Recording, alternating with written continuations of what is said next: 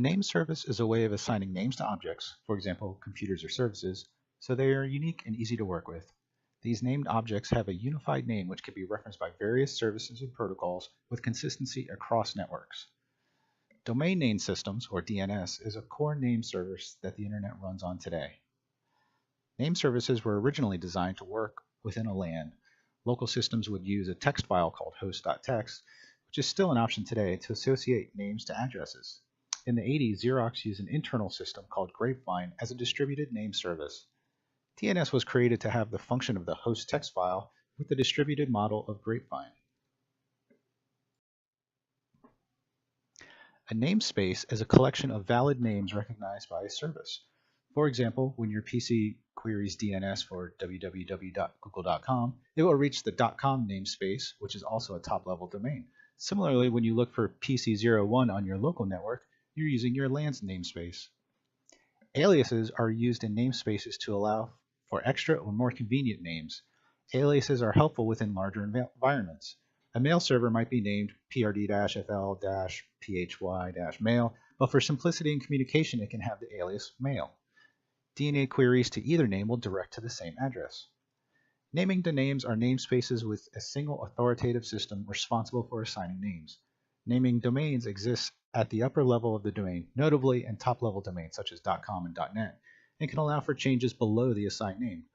An example of this would be that sfcollege.edu can assign idp.sfcollege.edu on its own, but would need to register with a higher-level naming domain to use sfcollege.com. Name resolution is the process of finding the attributes of a specified name. With name resolution, the system is given a name, for example, www.google.com, and it either finds that information in its database or forwards it on to other systems. Eventually, the name is resolved and responds with the appropriate attributes, in this case, the IP address of www.google.com. Name servers are responsible for hosting the databases containing the namespace information. Name servers typically encompass their specific namespace and use a process called navigation to communicate with the other servers. For example, the sfcollege.edu namespace will have idp.sfcollege.edu in its DNS, but would have to navigate outside of its network to resolve ufl.edu. When a query is resolved, the system can maintain its own cache of results for performance reasons. When a client from sfcollege.edu sends a request for ufl.edu, the system will cache ufl.edu's attributes. When the sfcollege.edu servers are queried for ufl.edu again, it can respond from its cache without having to navigate to other systems. The domain name system maintains the naming database used across the internet. This system is critical to how the internet operates today, and without it, accessing sites and services by IP addresses would be incredibly challenging.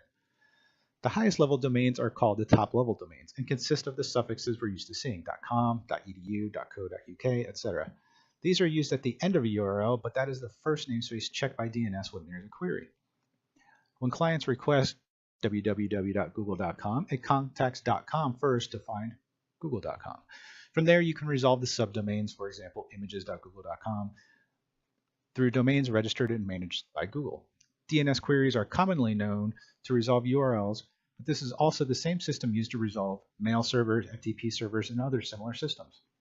When you configure an email account on your cell phone, it's using DNS internally to make those connections, either by you manually or through an automated wizard that has common mail system DNS entries. An example of these connections would be smtp.gmail.com or outlook.office365.com for Gmail and Exchange Online, respectively. A DNS name server maintains the DNS database and distributes it across the network to other name servers. In the absence of an authoritative server, DNS changes are accepted and replicated to other systems. DNS servers that are subordinate to an authoritative server will only receive changes made through that authoritative server. DNS name data is divided into zones, and each zone will include the following: attribute data, such as root domain like sfcollege.edu, names and addresses of authoritative servers for the zone, name servers that hold subdomain information, zone management parameters such as replication time between the servers. Zone information is stored in a master file indicated the source of authority in the zone. This is used to maintain a hierarchy within a zone to maintain DNS integrity. Primary servers read directly from the master file, while secondary servers read from the primary servers. The secondary servers maintain a cache with the specified time to live before the information is requested again from the primary server. DNS maintains different types of records for a resource, which can include hostname information, other DNS servers, authoritative systems, and aliases. Two of the most common records kept by DNS are A records, which contain a hostname's IP address, and CNAME records, which are aliases for domain names. As you see in this screenshot, this is a Windows DNS manager, and you can see there are several entries for host names, CNAMEs, the star of authority, and other entries.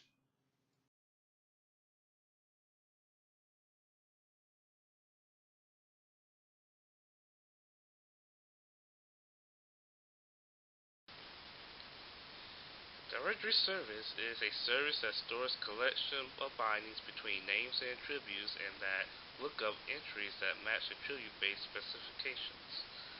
So basically, these services find matches within a collection based on the name and attributes of the lookup. An example of this type is like yellow pages contain business names and the white pages with residential names followed by their attributes, which in case would be their phone numbers. So how does these directory services work, you might ask? A directory service returns a set of attributes for any object found to match some specific attribute. An example of this would be a telephone number. And this would be if we input the number 020-555-9980. The output within a caller ID system would display the name of the number being John Smith and other attributes if applicable. So that's pretty much it on directory services. Thank you all for listening and listen to the next chapter.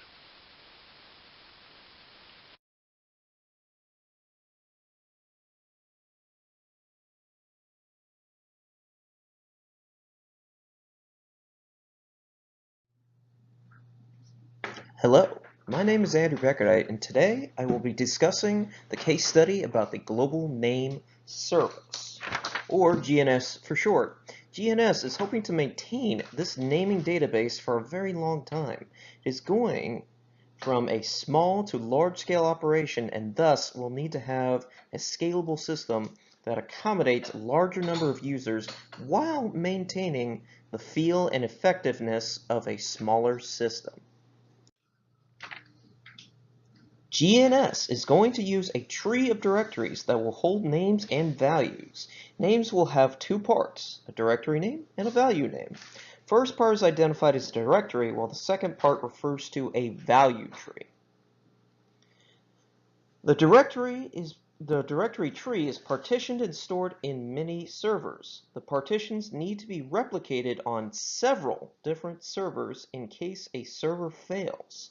This need for replication brings up the problem of maintaining each replicated partition with the most current data. An asynchronous update distribution algorithm will need to be used to keep all copies of the partition current.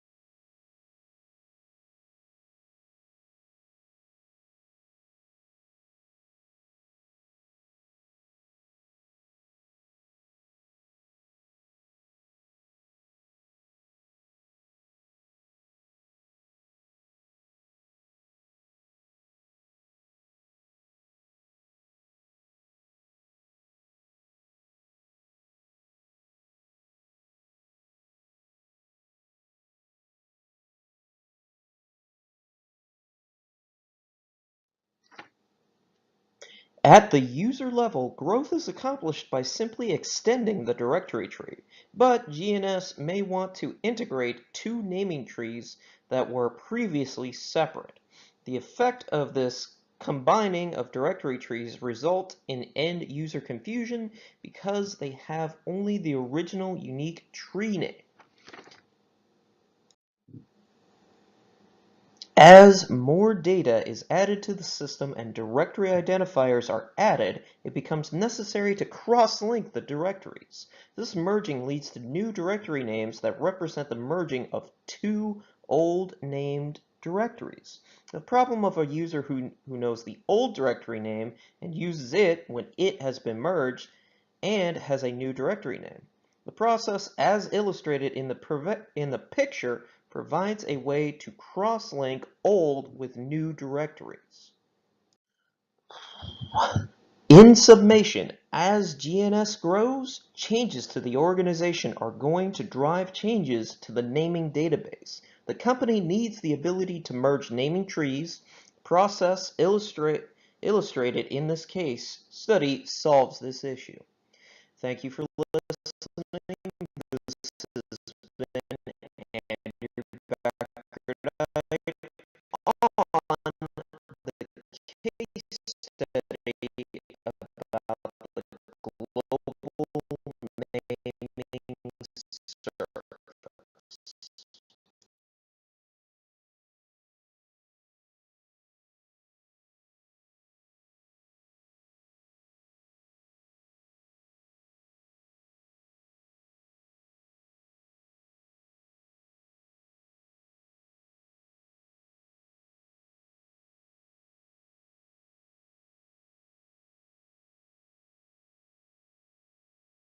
Chapter 13, Section 5, Case Study, the X500 Directory Service.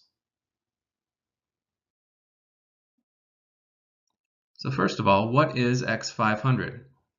X500 is a series of standards for directory services, as the name would suggest, which is used to look up users or system resources by providing other attributes. It's sort of the equivalent of a reverse lookup for a phone number. It would enable someone who has a phone number to look up the owner, for example, except that in X500 it can contain information about real-world entities, but it can also contain things like software services on a distributed system. Also, you don't need to know the full attribute you're looking for. In the phone number example, you wouldn't need a full address to receive a response. It accepts descriptive queries and finds appropriate resources to return a response.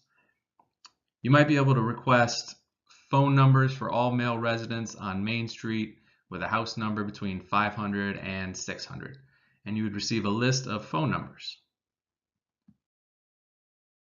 Next, what are some examples of X500 in practice?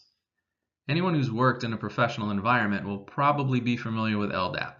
It's the distributed users and groups that can be used to access a whole host of systems across a network domain. There's no need to have unique login credentials for each system. Instead, you can just use the same credentials and let LDAP authenticate over the network. LDAP is based on X500. It's worth noting that even though LDAP is based on it, it's simpler and more widely adopted. It also doesn't require a full implementation of X500 to operate. DCE, developed by the Open Group, formerly the Open Software Foundation, is also based on X500. This is a service that enables data exchange between distributed computers using pre-configured directories. For example, remote procedure calls or distributed file systems. And Kipu is another implementation developed at University College London, which uses X500. Kipu relies heavily on replication and caching. I'll talk more about that on the next slide. So how does it work? A directory user agent represents the user, which makes a request through the directory service agent. This query is then sent throughout the network of services to find a match for the query. Each service agent is searching a piece of the directory information tree, which is distributed throughout the directory service agent servers. The fully assembled data is called the directory information base. Kipu, mentioned on the previous slide, implements a root DSA, which is the world, and duplicates the hierarchies at each DIB entry. I'll show an example hierarchy on the next slide. The root of the tree is divided hierarchically into countries, which are divided into organizations. These are further divided into organizational units, perhaps students and teachers, or departments, or people. Each of these units can contain attributes, which are accessible through the search query. Kipu duplicates the entries at each level of the tree so that the distributed information can be quickly accessed by each DSA. When entries are updated, it might take a few minutes for each DSA to be updated with the revised information, but within the X500 standard, this is considered acceptable. Eventually, consistent information is distributed across the entire directory service. There's also a concept of access control so that certain parts of the directory information tree can be restricted by users or groups. And that's all. That's the end of the case study. We discussed X500 and gave some examples of real systems that implement it. We looked at how the components are structured with the primary actors in the system, and we showed a simple example of how the information can be organized and accessed. Thanks for listening. I hope you enjoyed it. And that's it.